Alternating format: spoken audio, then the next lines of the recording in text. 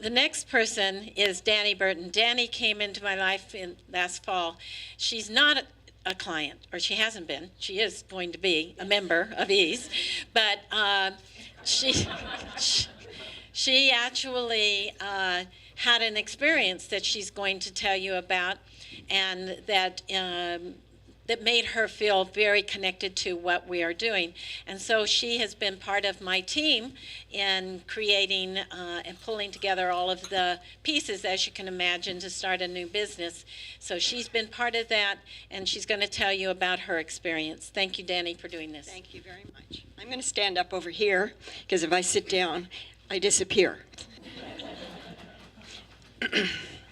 So I'm just curious, how many of you in the room have ever locked yourself out of your car or locked yourself out of your house? And how many of you have ever gone into a room and forgotten what you came for? And how many of you have ever changed your password and then for the life of you couldn't remember what it was? Yes. Yes. So, and how many of you have ever gone to the airport or to the Macy's or somewhere and came out and you're sure that somebody moved your car?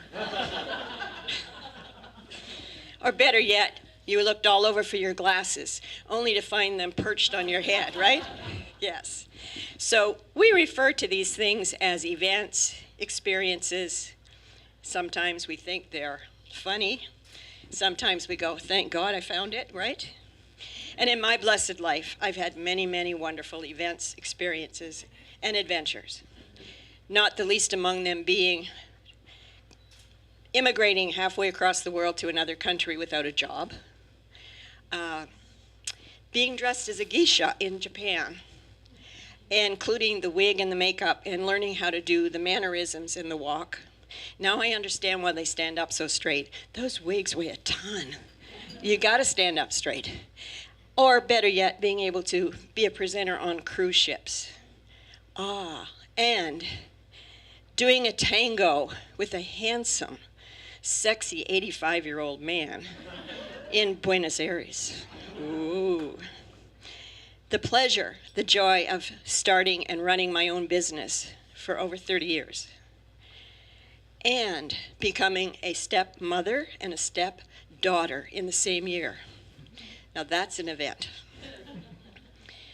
And having 100+ people in a room, smiling, applauding, laughing, as I introduce the Scottish storyteller, complete with bagpipes and my family tartan.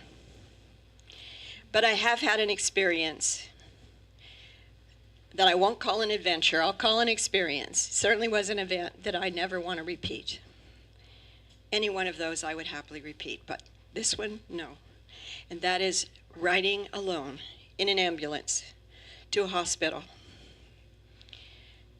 And the fright, the anxiety, the fears, the concerns about what's going to happen.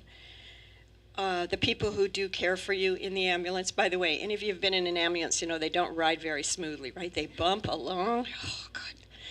And getting there and there's no one there because my family is not here. And the questions, the endless questions, the probing, the prodding, the continuous ending more of the questions because people need the information. But when you're sort of not exactly with the program and there's no one there, but you know what I wanted more than anything else through that whole experience? I wanted someone to hold my hand. I wanted someone just to hold my hand or put their hand on my shoulder and somehow let me know that they had my back. So last summer when I met Janice and we had a first conversation and she told me about this, I went, oh my God, I'm on board. What can I do to help? Because I refuse to be a senior. If my shoes and my books and my art and my clothes are vintage, then I'm vintage, right? But I do need to know that someone like these beautiful women in this room are available to us. And I can speak from a personal experience of this, not because I'm a member yet, but because I have had the privilege and the honor of interviewing and recruiting with these women. I know them. And I tell you, I would trust my life to any one of them. They're wonderful women, and it's an incredible program.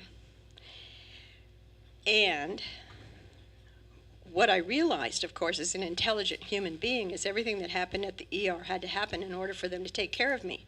But after 6 or 8 people asked me the same questions, it's a little challenging as a vintage person not to get just a little cranky. You know what I mean? So I'm on board with this and have been from the first moment I heard about it. I think it's wonderful because I am a person who is certainly known what it is to have that experience alone. No one should ever take the trip alone. No one should ever be there alone. Now, my friends arrived. They were great. They showed up. But my friends didn't know any more what to do than I did because they loved me. They cared about me. But they weren't my advocates in that sense of the word. So, that's my story, and I'm sticking to it.